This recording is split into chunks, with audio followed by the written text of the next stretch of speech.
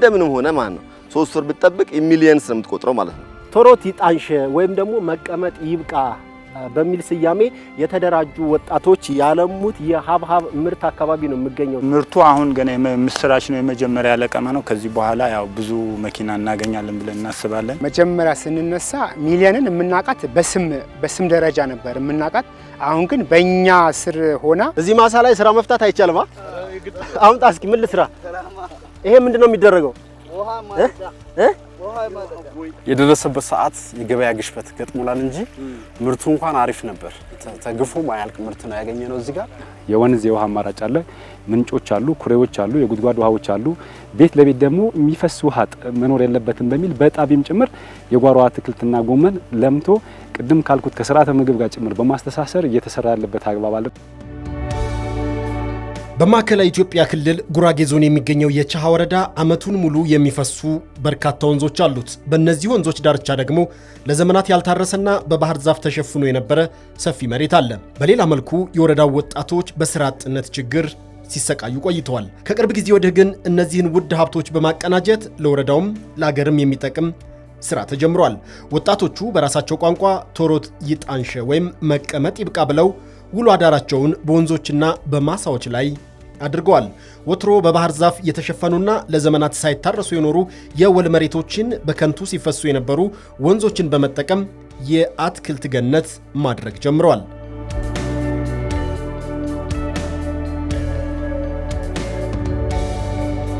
ስራ አጥ ነበር። በመስኖ ኢንተርፕራይዝ ተደራጅተን ወደ ስራ የገባነው በ2017 ዓ.ም ነው። ያው እስካሁን በማምረት ላይ ነው ያለ ነው። ያው መንግስት ድጋፍ አድርጎልን የውሃ ፓምፕ፣ ሸራ፣ የተለያዩ ነገሮች የሙያዊ ድጋፍ፣ ዘር፣ ሁሉም ነገር መንግስት ድጋፍ እያደረገልን ስራ ላይ ነን ያለ ነው። በአሁኑ ሰዓት እንደምታዩት ሀብሀብ እናመርታለን። እንደምታዩት ቲማቲም፣ ቃሪያ፣ ጎመን፣ የጓሮ ጎመን፣ ሁሉም ነገር ሽንኩርትም ሁሉም እናመርታለን። ቶሮት ይጣንሽ ማለት መቀመጥ ይብቃን፣ ወደ ስራ እንግባ፣ ጸጋችንን እንጠቀም፣ እንረሱ፣ በግብርናው ዘርፍ መለወጥ ይቻላል የሚል ስያሜ የያዘ ነው ማለት ነው። በአንደኛው በኩል ደግሞ ቴንሲያ የሚል ቡድን አይታችኋል፣ ቲማቲም የለማው። ስለዚህ ይህንንም ደግሞ ካይን ቀልድ የለም የሚል ትርጓሜ ይሰጣል። ሰርተን እንለወጥ፣ ጊዜያችንን እንጠቀም፣ ጤንነታችንን እንጠቀምና ለሀገር ብልጽግና የተሻለንን እና አስተዋጽኦ እናድርግ የሚል መነሳሳት ተፈጥሮ ወደ ተግባር የተገባበት ሂደት ነው።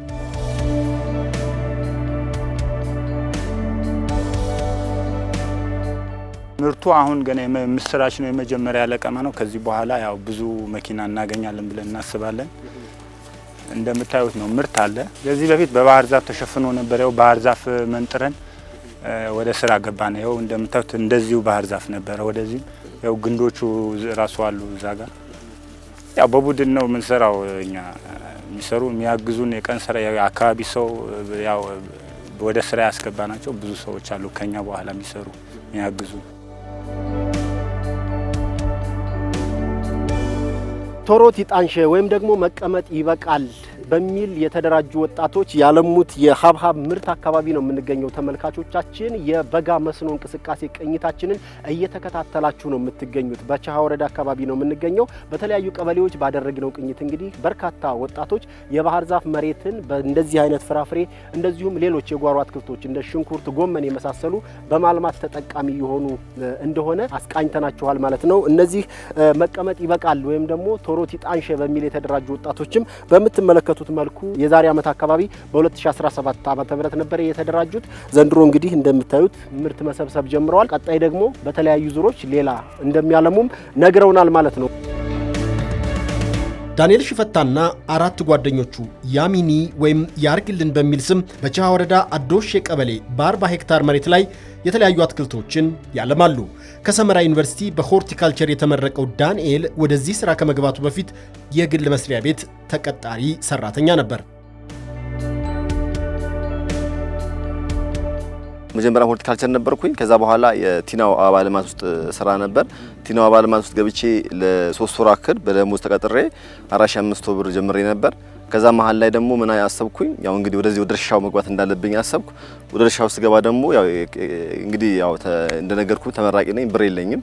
በምን አይነት መልኩ ገባለሁ ብዬ ሳስብ አጋጣሚ ቻሃ ወረዳዎች መንግስት በመሃቸው ገጠር አስተዳደር ፈጠራ ውስጥ አገኙኝ። እነሱ እንደዚህ መስራት ፕሮግራም አለ በምን አይነት መልኩ ትሄዱኛላችሁ የሚል ነገር አቀረብኩላቸው። ከዛ ታቀርብላችሁ ደግሞ በቃ በፋይናንስ ደረጃ እንደግፋለን በተለያዩ ለምሳሌ ማምረቻ መሳሪያዎች እና ዋተር ፓምፕ እና ሸራዎች መርጫ መሳሪያዎች የተለያዩ መድኃኒቶች ኬሚካሎች ምናምን ነገር ያው እኛ እንረዳሃለን ባለው ነገር ላይ በተጨማሪም ደግሞ ከኦ ማይክሮ ፋይናንስ በዛኔ በሰዓቱ ወደ 70,000 ብር አካባቢ ብድር አመቻቸውልኝ። ከዛ ቀጥታ ወደ ስራ ነው የገባ ነው። የውሃ መሳሪያ ፖምፖች በማመቻቸት ሸራዎችን በማመቻቸት ወጣቶች መሬት በመስጠት በማደራጀት ካፒታል የሌላቸው ደግሞ ብድር በማመቻቸት በመስኖ ልማት ቢገቡ የስራ እድል ይፈጠርላቸዋል ማለት ነው። ስለዚህ እስካሁን በታዩ የመስኖ ቡድኖች ጭምር ቶሮቲ ጣንሸ፣ ቴንሲያ እንደዚሁም ደግሞ ያሚኒ የሚል ቡድንና በፍርሆት አይተናል። እንዳያችሁት በተደራጁ ቡድኖች ባለፈ ጊዜያዊ የሆነ ከሌላ አካባቢ ጭምር የመጡ የቀን ጉልበት ሰራተኝነት ላይ የሚያገለግሉ ስራ እድል የተፈጠረላቸው በርካታ ወጣቶች ተመልክታቸዋል።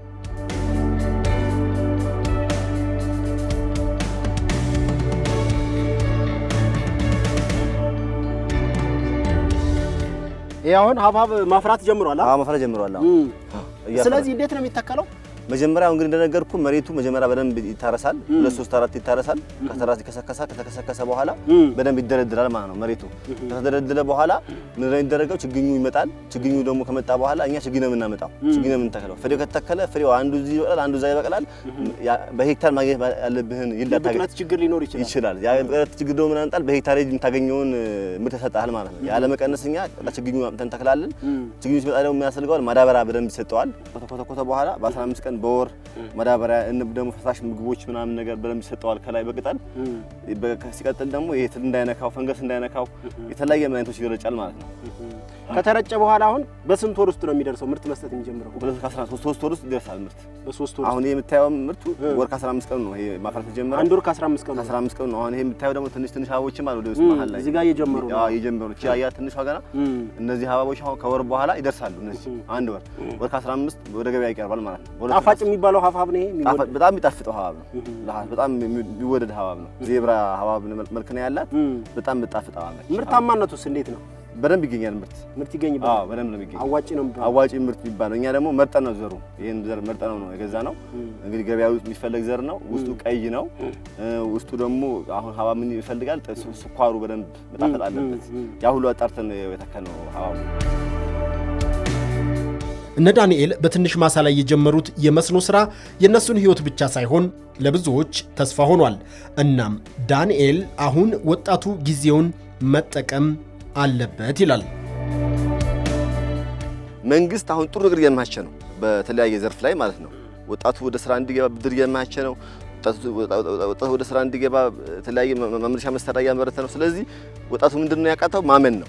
በቃ እዚህ ስራ ውስጥ ገብቼ ተለውጬ አገሬን እረዳለሁ፣ ቤተሰቤን እረዳለሁ፣ እኛ ለውጣለሁ የሚል ነገር ነው። እኔ አሁን ያኔ ስነግርህም 4,500 ብር ሰጥቶኝ ከዛ በኋላ ቤተሰቤስ በምን እረዳለሁ?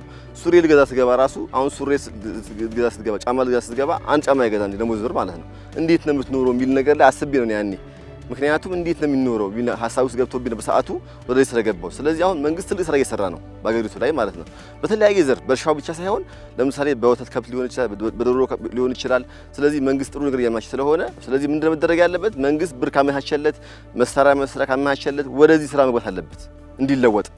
ምክንያቱም ፋይናንስ ችግር እንደልብኝ ያለ መንግስት ፋይናንስ እያመቻቸ ነው። የመስሪያ ዕቃ የለኝም ያለ የመስሪያ ድጋፍ እያደረገ ነው። ስለዚህ ምንድነው ወጣቱን ጉልበቱን መስዋዕት ማድረግ ነው ለ3 ወር ማለት ነው። ለ3 ወር ጉልበትን መስዋዕት አድርገህ አንተ ለምሳሌ ማሳ መኖር ካለ ማሳ ትኖራለህ። ማሳ ላይ ለምሳሌ አሁን ሰራተኛ የሚበሉት ምግብ አለ። እሱን በልተህ ካልቻልክ እንደምንም ሆነ ማለት ነው 3 ወር ብትጠብቅ ሚሊየንስ ነው የምትቆጥረው ማለት ነው። ቴንሲያ የተደራጁ የመስኖ አምራች ወጣቶች ማህበር ደግሞ ባህሩ ደንቡና ጓደኞቹ በ2010 ዓ.ም የመሰረቱት የመስኖ ማህበር ነው። ማህበሩ 7 ሄክታር የወል መሬትን በአቅራቢያው የሚገኝ ወንዝን በመጠቀም ቲማቲም እያለማበት ነው። 2010 ጀምሮ ትምህርት ከጨረስን በኋላ ከማንኛውም ስራ ይሄ ይሻላል ብለን ልምድ ያለው ሰው በመሃላችን አስገብተን ይሄን ስራ ይሻላል ብለን በመስኖ ተደራጅተን መንግስት ባመቻቸልን እድል ቦታ ሰጥቶን ጄኔሬተሮች ሰጥቶን አንዳንድ ነገር አመቻችቶልን 5 ሆነን ቁጠባ ጀምረን ከመንግስት ባገኘነው ብድር አመቻችተን የጀመርነው ስራ ነው። 2010 ማለት አሁን ወደ 8ኛ እና 9ኛ ዓመታችን። ስለዚህ ጥሩ አቅም ፈጥራችኋል። ጥሩ አቅም ፈጥረንበታል። ጥሩ ልምድ ፈጥረን የገበያ ማረጋጋቱ የኑሮ ውድነቱን ሰው ደግሞ ሲቪል ሰርቫንቱ እናቶች አባቶች የጉሊት የሚሰሩትን ከኛ ወስደው በመካከለኛ ሂሳብ ያለምንም ደላላ እዙ እየሸጥን ገንዘበኛም ጥቅማችን እናገኛለን። ማህበረሰቡም የተረጋጋ ኑሮ እንዲኖር አድርገናል። ሌላው ደግሞ ከኛ ሌሎች ሰዎችን ተሞክሮ ወስደው ልምድ ሰርተው ይህን ስራ መነቃቃት ላይ የደረሰበት ሌላም ሰው ይህን ስራ እንዲሰራ ተነሳሽ የሆነበት ነው የኛን ስራ። ይሄ ማሳ በርግጥ ዘንድሮ ብቻ አይደለም። ቲማቲም ብቻ ሳይሆን ቀደም ሲል ጥቅል ጎመንም የተለያዩ እንትኖች ሽንኩርትም ጭምር ቀያይረው ያመርቱ ነበር። ያው በዚህ አመት ያው ቲማቲም ነው። አሁን ይሄ የምናየው ቲማቲም ያው ገሊላ 39 የሚባለው ያው ሃይብሪድ የሆነ ወይም ዲቃላ የሆነ ዝርያ ነው። የተዳቀለ ሃይብሪድ የሆነ ነው። ያው ምርታማነቱም በዚህ ደረጃ አሁን ስናየው ወደ 400 ኩንታል በሄክታር የሚደርስ ነው። አሁን እንዳያያዙ ስናየው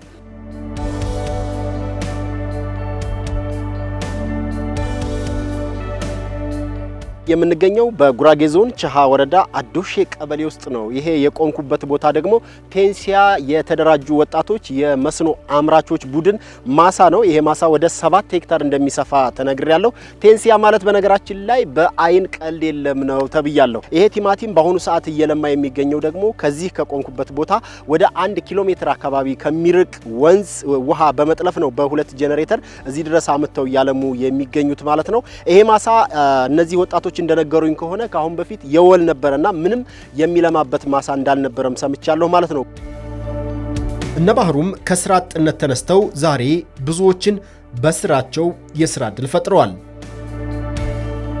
ቲማቲም ያው ትልቁ ነገር ውጤታማ ሊያደርግ የሚችል ምርታማነቱ ሊያሳድግ የሚችለው ድጋፍ ሲኖረው ነው። ድጋፍ ካልተሰራለት እንዳይበላሽ ከመሬት ንክኪ እንዳይኖረው፣ ስለዚህ ድጋፍ ከተሰራለት ይሄ አሁን ቢያንስ እስከ 6-7 ዙር የሚለቀም ነው። በባህሪውም ያው የቲማቲም ዝርያዎች ዲተርሚኔት የሚባሉ አሉ፣ ኢንዲተርሚኔት የሚባላል። ይሄ አሁን ኢንዲተርሚኔት ማለት ነው። የማይገደብ በየጊዜ ይለቀማል፣ በየጊዜ ያብባል። ስለዚህ ቢያንስ እስከ 7 ዙር ይለቀማል አሁን እዚህ ጋር። ስለዚህ ቅድም ያልኩት እስከ 400 ኩንታል በሄክታር ይገኝበታል የሚለው። በአጠቃላይ ግን ስናየው ያው ልጆቹም በቀለ ስራው እንትናቸው ይጓጓሉ። ስራው ላይ ውጤታማም ቀደም ሲልም ሲሰሩ መስኖ እንደሚያዋጣ አይተውታል። በአምናም ደረጃ ያው ቅድም እንዳልኳችሁ አምርተው ነበር። ስለዚህ የልጆቹ ምርት ተነሳሽነታቸው ከዛም ባለፈ ደግሞ ያው የስራ እድልም ጭምር በአግባቡ ፈጥረናል ማለት እንችላለን።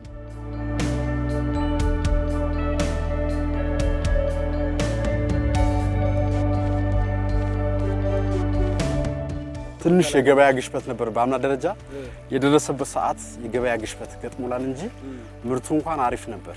ተግፎ ማያልቅ ምርት ነው ያገኘነው። እዚህ ጋር የገበያ ግሽበት ብቻ ገጥሞን ነበር። ገበያ ትንሽ ቀነሰ። ትንሽ አምና የገበያ ግሽበት ገጥሞናል። የደረሰበት ወቅት ትንሽ ልክ አልነበረም። ሌላው ነገር ምርጥ ነው። ከምርት ተያይዞ አሪፍ ነገር አግኝተናል። በጥቅሉ ግን አያከስርም። ዞሮ ኪሳራ አልገጠመንም። አሪፍ ነው። ሌላ ከዚህ ውጪ ተጨማሪ ማበረታቻ ብሎ እዛ ማዶ ላይ ቦታ ሰጥተውናል ወረዳዎች።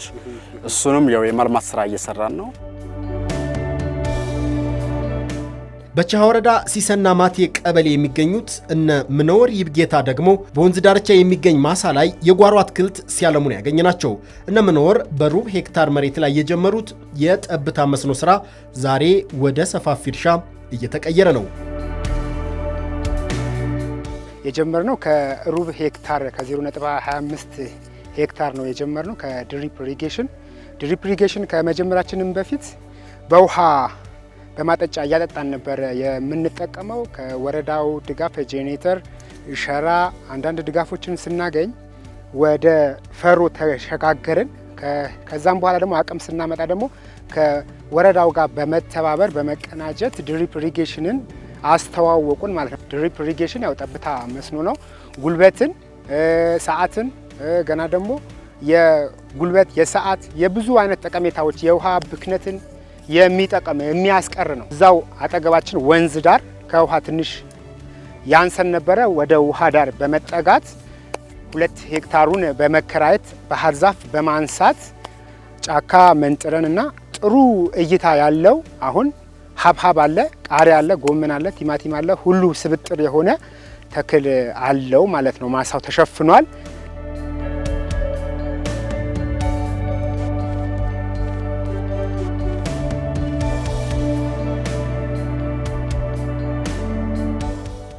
በጉራጌ ዞን ቸሃ ወረዳ የተለያዩ ቀበሌዎች በመስኖ ዙሪያ እየተሰሩ ያሉ የግብርና ስራዎችን ቅኝት እያደረግን ነው ተመልካቾቻችን። አሁን የምንገኝበት ቀበሌም ሲሰና ማቲዬ የተሰኘ ቀበሌ ነው። ይሄ የቆንኩበት ቦታ ደግሞ ምኖር እና ጓደኞቹ ሌሎች 4 ጓደኞቹ ሆነው 5 በመሆን በፍርሆት የሚል ቡድን መስርተው እያለሙት የሚገኝ መስኖ ነው። እነዚህ ወጣቶች ከ3 ዓመት በፊት ነው ወደ መስኖ ስራ ገባን ያሉኝ። በአሁኑ ሰዓትም ሰፊ የሆነ የመስኖ ስራ እንቅስቃሴ ውስጥ ገብተዋል ማለት ነው።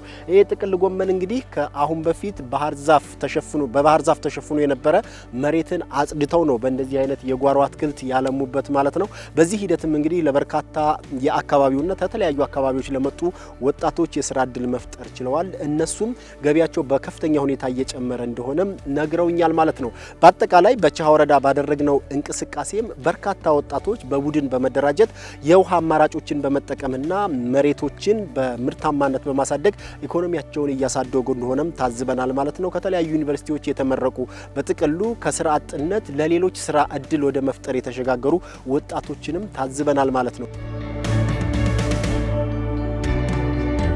በጉራጌ ዞን ቸሃ ወረዳ በ2018 የመስኖ እርሻ ወቅት 4391 ሄክታር መሬት በሁለት ዙር በማልማት ከ734 ሺህ ኩንታል በላይ ምርት ለማግኘት ታቅዷል። በወረዳው በመስኖ የተደራጁ ወጣቶችን ለማገዝም የፋይናንስ የቴክኖሎጂና የሙያ ድጋፎች እየተደረጉ ነው። ያልታረሱ ማሳዎች በባህር ዛፍ የተያዙ ማሳዎችን አንስተን ወደ ሰብል በመቀየር ውሃ ገብ የሆኑ መሬቶችን ደግሞ ከውሃ ከመጠቀም አንጻር ባህር ዛፍ አንስተን እንዳሁን እንደምታዩት ወደ አትክልት በመቀየር ምርትና ምርታማነት ማሳደግ አንዱ ግብ ነው። ቅድም በፍርሆት ቡድን እንዳያችሁትም እዚህም ደግሞ በቶሮት ጣንሸ ቡድን እንደምታዩት የለሙት ማሳዎች በሙሉ ባህር ዛፍን በማሳት ወደ ጥቅል ጎመን፣ ወደ ቃሪያ፣ ወደ ሀብሀብ በመቀየር የለሙ ናቸው። ይሄ ጅምር ነው። እያደገ እየሰፋ እንዲሄድ አስፈላጊው ድጋፍና ክትትል እናደርጋለን። በዚህም በዘርፉ የተሰማሩ ወጣቶች የተሻለ ገቢና የኢኮኖሚ አቅምም መፍጠር ጀምረዋል። እያንዳንዳችን አሁን ለምሳሌ ምንም ከባዶ ተነስተን ያልኩ ከባዶ ተነስተን አሁን ምን አለን ሁላችንም ቤት መኖሪያ ቤት ላይ ከተማ ላይ ወደ ጉብሬ ነው የምንኖረው። ጉብሬ ከተማ ውስጥ መሬት አለን፣ ትርፍ መሬቶች አሉን። የኛ ደግሞ ደረጃውን የጠበቀ ዘመናዊ ቤት ገንብተን እየኖርን ያለ ነው። አልፎ ቀጥሎ ደግሞ ምንድነው ያለን አሁን ይሄ የምታየው ማሳ 40 ሄክታር ሙሉ ተሸፈነ ነው። በሀብሀብ፣ በቃሪያ፣ በጎመን፣ በቲማቲም የተሸፈነ ማሳ ነው። እንግዲህ ኦልሞስት ይሄኛው ቢያንስ ከ10 እስከ 15 ሚሊዮን አካባቢ የወጣበት በጀት የወጣበት እንትን ነው፣ ኢንቨስት የተደረገበት ነው። ኦልሞስት ከወር በኋላ ሽያጭ እንጠብቃለን። ወይ እንደምታያቸው ማሳዎች ሁሉ ወደ ፍሬ ደረጃ እየደረሱ ነው ያሉት። ስለዚህ እነዚህ ማሳዎች ወደ ፍሬ ገብተው ቃሪያም ይደርሳል፣ ጥቅል ጎመንም ሀብሀብም ሁሉም ፔፐሮች ምን ይደርሳሉ። ከወር በኋላ ቀጥታ ወደ ቢዝነስ ገብተን ይህን የመሰብሰብ ስራ እንሰራለን ብለን ያስበናል።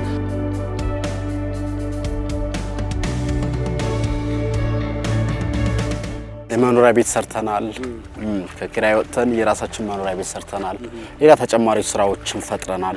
ከዚህ ተያይዞ ማለት ነው ይህን ስራ በተሻለ መልኩ በአመት 2-3 ማምረት የምንችልበት አቅም የራሳችን ትራክተር ሶላሩ ቢመቻችልን ደግሞ ሶላሩ ብናገኝና ከናፍጣ ወጪ ብንድን የተሻለ ጥቅም ማግኘት እንደምንችል በቀን የሚወጣው የነዳጅ ብር ቀላል ብር አይደለም እና በ2 ጄኔሬተር የሚተፋው ውሃ ያው በናፍጣው ኃይል ነው።